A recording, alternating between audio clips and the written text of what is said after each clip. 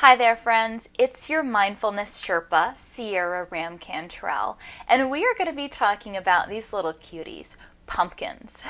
It is autumn, which means that pumpkins are everywhere, from jack-o'-lanterns of Halloween to our Thanksgiving feasts. The pumpkin is an important symbol, and I want to talk about how it relates to our spiritual selves or our spiritual journey. Now, when I use the word spiritual, I don't necessarily mean connected to any religion. It is just your own spirit, your own enjoyment and understanding of life. So insert your own personal belief systems when I talk about spirituality. If you are someone who just believes in being a good person, then that is your spirituality. So pumpkins have a great history. A pumpkin is a fruit. It grows from a plant. It is a fruit because it has seeds inside of it. And the pumpkin is quite famous in religious texts, in magic circles, because it is very interesting. Also, the pumpkin was very famous in the story around the first Thanksgiving in the United States, what is now considered to be the United States. So we're going to be diving into the pumpkin and looking at what some of the parts of the pumpkin can mean or can tie to a spiritual or mindful practice. We're going to be looking at 5 different parts of the pumpkin. We're going to be looking at the shell, we're going to be looking at the flesh, the pulp, the seeds, the air, and the vine. So I hope you'll join me and get a new perspective on our good friend, the pumpkin.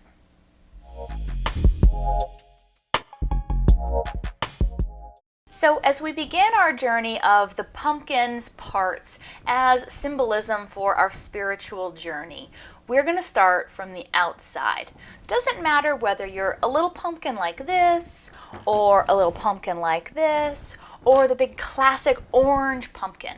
They're all pumpkins, they're all fruits, they all have the same kind of feelings and parts, right? You with me so far on the parallels? So we're going to start with the skin of the pumpkin. Now, on the pumpkin, I'm just using this cute little guy right here as an example. The skin of the pumpkin, also known as the shell of the pumpkin, it is there to protect the insides of the pumpkin from things like bugs and birds, from things like getting the dirt into it, from the sun scorching the fruit, from the rain making it soggy. It is quite literally the protective layer of the pumpkin. So, now let's parallel to us. Our skin or our shell is quite literally all our external self, or the you that you show to the world, the you that you put on to everybody. So this is not intimate relationships we're talking about here. This is not vulnerable inside pulpiness. This is that exterior that is somewhat protective, that is that external. Imagine the you that you would present at, say, a cocktail party of people that you're just meeting.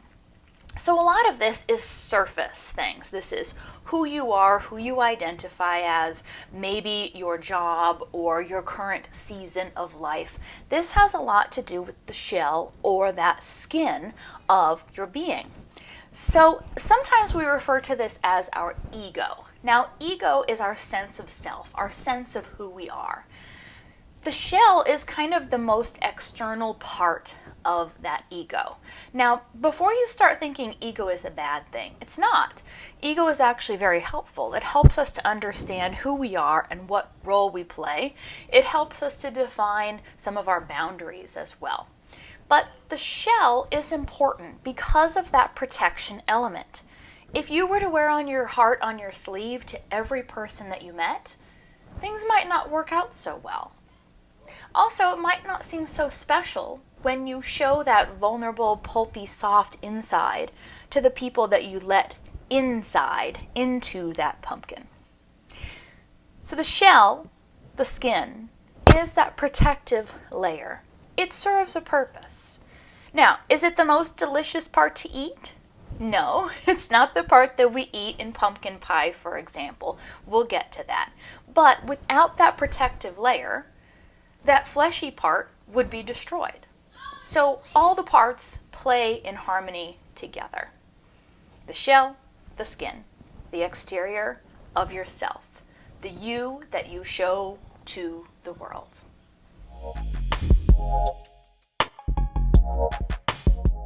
In our pumpkin, just beyond the shell or the skin of the pumpkin, that protective layer, you'll find the flesh of the pumpkin or the meat of the pumpkin.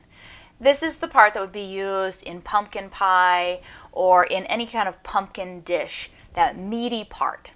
And what's incredible about a pumpkin is when you actually cut it up and you gather up all that flesh, there's always a lot more than you think there is going to be.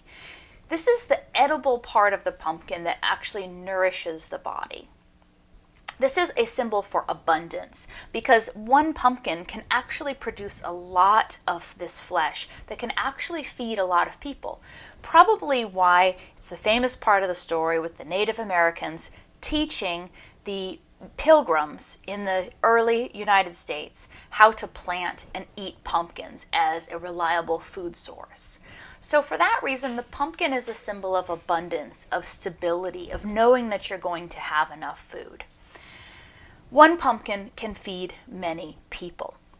So now let's talk about what this means in a spiritual sense. So the flesh of the pumpkin is all of your qualities. This is all of your stuff, right? There's all of your skills, all of your experiences, basically the meat of you. This is the flesh of the pumpkin. And what's beautiful about the flesh of the pumpkin is the same reason why the flesh of a real pumpkin and the flesh of you is so important, because there's so many different things that you can do with that flesh, so many different dishes you can make. What this means is that all of this flesh, all of this meat of the pumpkin, this is your opportunity to do many things. These are your many talents, the many faces that you have, the many hats that you wear, the many different roles that you play in your life. This is the flesh of the pumpkin.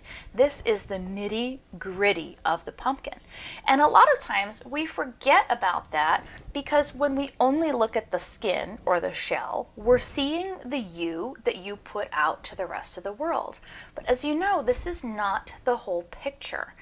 The challenge with the flesh is to recognize that you are more than the sum of your parts, that there is a lot more to you than you can tell just by looking at the external.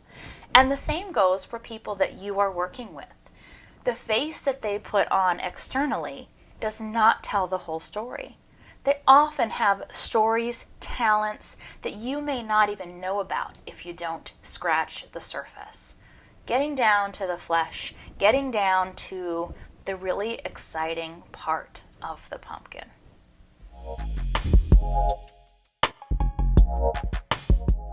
So once you get past the shell and the flesh of the pumpkin, then we get into this really cool part called the pulp.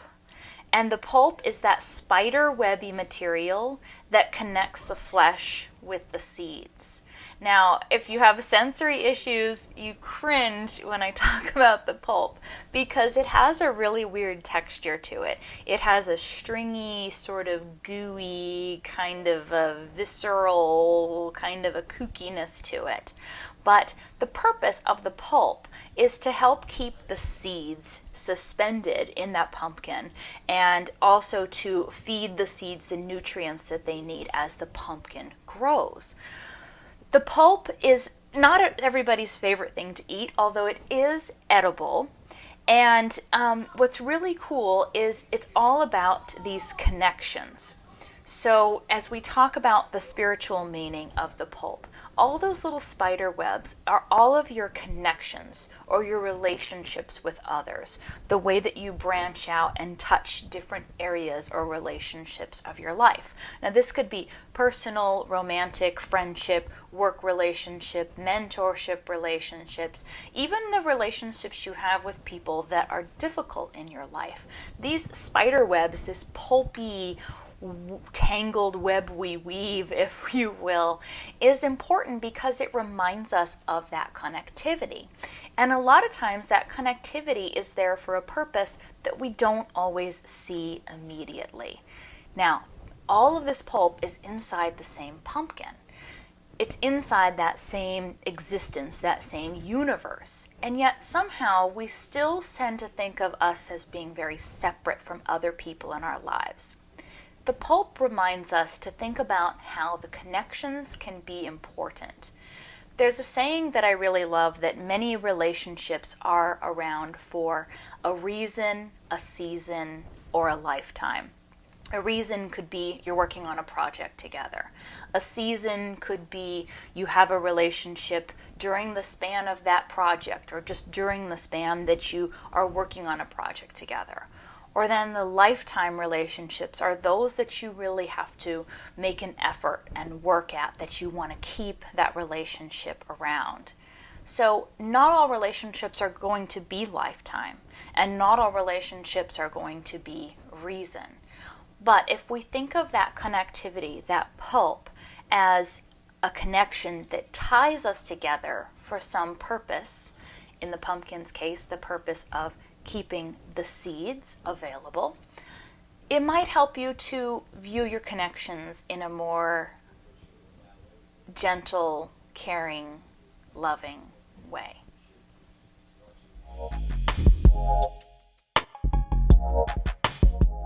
So inside all of these spider webby pulp bits are hundreds, if not thousands, of seeds suspended in that pulp. If you've ever done a jack-o'-lantern carving, you know how it is trying to pull those seeds apart from the pulp. They are in there. So the seeds are there for a very specific purpose: reproduction of pumpkin plants. So the hope of the pumpkin seeds are that whether an animal eats the pumpkin or the pumpkin biodegrades into the ground, that at least some of those hundreds or thousands of seeds will make their way into the ground and will receive water and sunlight and will grow into another pumpkin plant. And that pumpkin plant produces more pumpkins, which has more pumpkin seeds, which then produces more pumpkins. You see the cycle here? So the ultimate goal of a pumpkin and the pumpkin seeds is to make more, is to reproduce. So quite obviously, the seeds of the pumpkin represent our seeds that we are planting through the journey of our lives. This is the legacy, right? So a seed that you might be planting might be somebody that you mentor, might be somebody that you parent, might be somebody that you love or that you show a kindness to. And when you plant those seeds, that person or those people or those organizations may go on to do something incredible for the planet, may go on to bear fruit, to bear more pumpkins. It's the legacy of the seed. Now the funny thing is just like this pumpkin will never know how many of its seeds actually go on to become another pumpkin plant to reproduce, you may also not have any idea of the scope of your seeds, of your legacy. But here's the beautiful thing. Just like the pumpkin makes hundreds of thousands of seeds, one or two of them have to do something, right? By the numbers, the more seeds that you put out there, the more opportunities you have for new plants to grow, the more opportunity you have to spread your legacy, whatever that is, to have an impact on those people that you love and the communities that you love. The seeds are so important. So the next time you're faced with a difficult decision about what to do, ask yourself, is what I'm doing about to kill plants, or is it about to plant more seeds? Is this a life-crushing decision, or is this a seed? Is this an opportunity to grow into that legacy?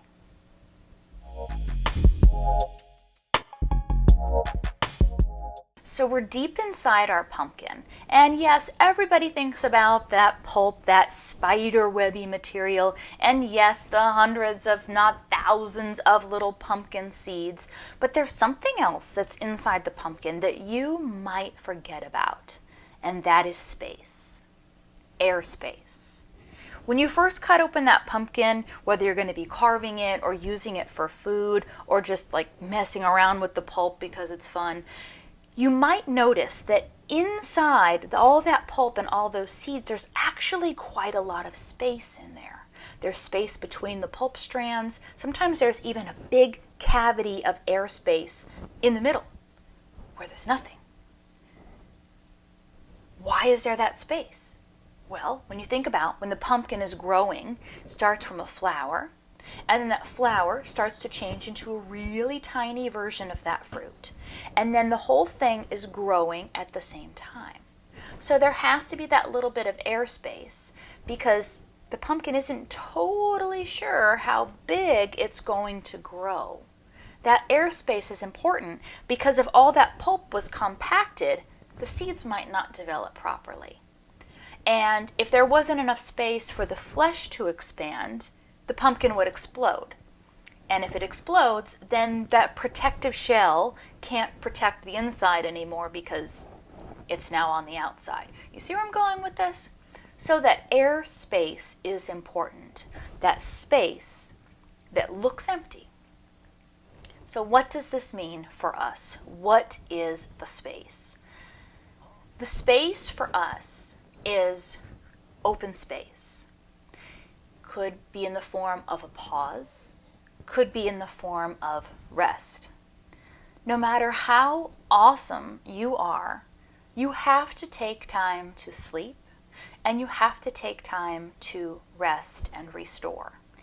As boring as that might sound for all of you who love to be on the go, you have to have that downtime to rest and restore your energy in order to be more awesome again. Another reason why this space is important is because it can symbolize the pause. If you've ever been asked a question and you don't know the answer, you know how tempting it is to But we've learned, especially from our communications expert Rob Hunter, the power of the pause. Take a pause. Let there be a moment of silence. Become okay with uncomfortable silence or just silence. Allow yourself time to think about what you might want to say. Allow yourself a pause before jumping into decisions or reacting. A lot of times that pause can save you a heck of a lot of heartache. And the pause is important. That space is important. Without the space, the pumpkin can't continue to expand and grow. And neither can you. The airspace is important.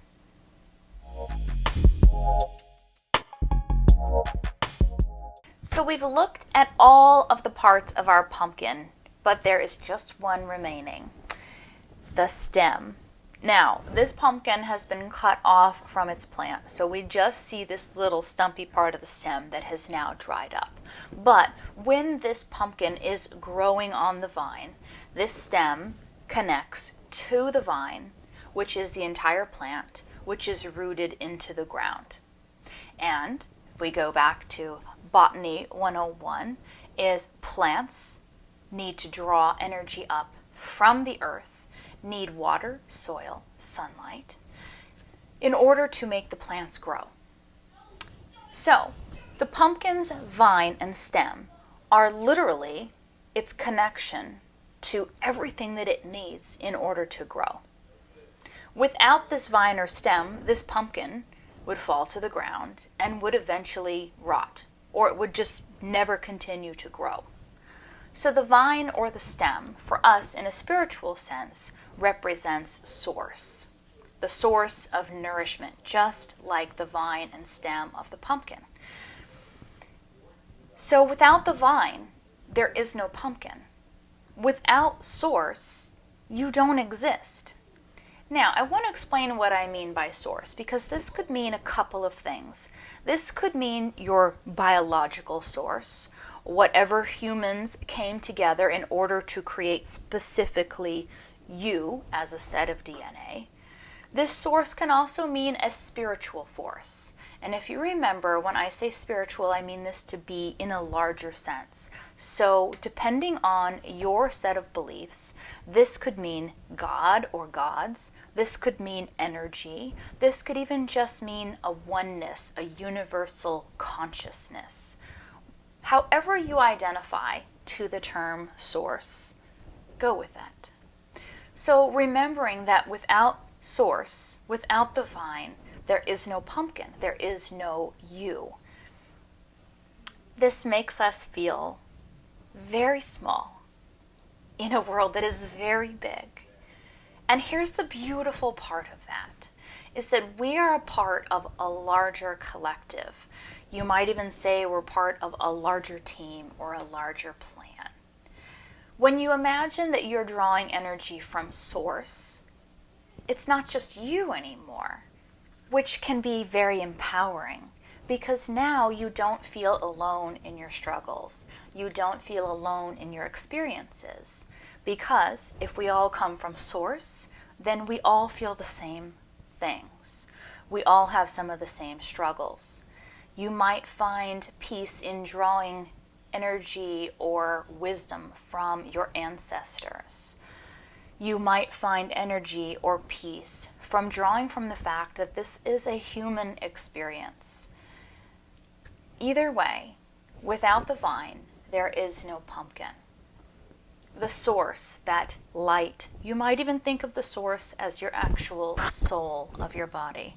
So while the pumpkin is the body, the spirit is the source, the soul of your body. However you choose to picture it, however you define source, the source will always be a part of you.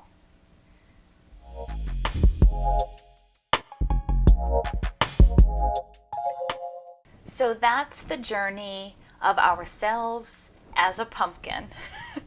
No matter what type of pumpkin you are, I hope that this journey in paralleling parts of a pumpkin to our spiritual journey has maybe been a little interesting, or has given you perhaps a different perspective in a way of looking at things. Because things are not always as simple as they seem. Pumpkins are a magical little fruit that have a lot of things to teach us. Did you ever think about the fact that the seeds of a pumpkin represent your legacy? That the flesh of a pumpkin represents abundance and security? No wonder we're all so drawn to pumpkin spice everything and these cute little pumpkins, putting them outside of our house. I hope that you've gained a new perspective, that you've maybe looked at things a little differently. I hope you've enjoyed this little journey of the pumpkin. Until next time, namaste.